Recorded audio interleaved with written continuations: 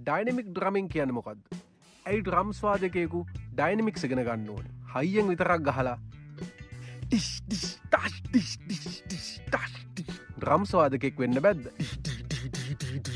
බැලූ බැල්මට ගොඩක් අය හිතනවා හොඳ ඩ්‍රම් ස්වාදකෙක් කියන්නේ ශක්තිමත්ව හා වේගයෙන් ප්ලේ කරන කෙනෙක්ට කියලා. ඒත් ඇත්තටම හොඳ වාදකයකු යයි කියන්න තිබෙන ලොකුම ගුණාංගය තමයි ඩයිනමික්ස්. මොකක්ද මේ ඩයිනමික්ස් කියන්නේ? ඩයිනමික්ස් කියන්නේ සංගීතයේ ශබ්ද මට්ටම පාලනය කිරීමේ හැකියාව.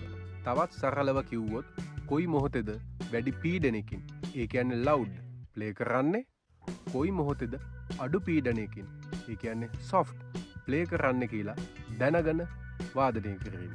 පොඩි උදාහරණයක් කියන්නම්. ගීතයක වර්ස් එකක් තියෙනකොට අපි සොෆ්ට් ප්ලේ කරනවා. එතනින් කෝරස් එකට එනකොට ශක්තිය වැඩි කරනවා. ලවුඩ් ප්ලේ කරනවා. එතකොට වර්ස් එකට වඩා කෝරස් එකේ වෙනස් එනර්ජි එකක්, විශාල බවක් දැනෙනවා. ගිටාර් සෝලෝ එකකට යද්දි, බ්‍රේක් ඩවුන් එකකට යද්දි, බිල්ඩ් අප් එකකට යද්දි, ගායකයා ඕඩියන්ස් එකට සිං කරන්න දෙන අවස්ථාවේදී වගේ ගොඩක් අවස්ථාවලදී ඩයිනමික් ඩ්‍රමින් වැදගත් වෙනවා. ඉතින් හොඳ ඩ්‍රම්ස් වාදකයෙකුගේ දක්ෂතාවය ඉස්මතු වෙන්නේ ෆිල්ස් කීයක් ගැහුවද කියන එකට වඩා ඩයිනමික්ස් කොච්චර හොඳින් භාවිතා කළාද කියන එක මතයි.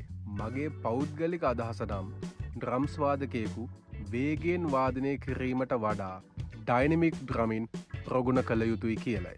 ඒ තුළින් ඔහුට වෘත්තිමය භාවයක් සහ වාදකයෙකු ලෙස ඉහළ වාණිජ වටිනාකමක් ලබා ගන්න පුළුවන් කියලා මම හිතනවා. ඔබත් ඩ්‍රම්ස් ඉගෙන ගන්න කෙනෙකු නම් ඊළඟ ප්‍රැක්ටිස් එකේදී වේගයෙන් ප්ලේ කරන එක පොඩ්ඩක් අඩු කරලා වොලියුම් කන්ට්‍රෝල් එක ගැන අවධානය යොමු කරන්න. ඩයිනමික් අභ්‍යාසවල යෙදෙන්න. පැහැදිලි වෙනසක් ඔබට ඔබේ ප්ලේන් තුළින් පසුව බලාගන්න පුළුවන් වෙයි. අවසන් වශයෙන් කිව්වොත් ඩ්‍රම්ස් වාදකයෙකුට සින්දුවක් ලස්සන කරන්න පුළුවන් වෙන්නේ ඩයිනමික්ස් වලින් විතරයි. Thank you.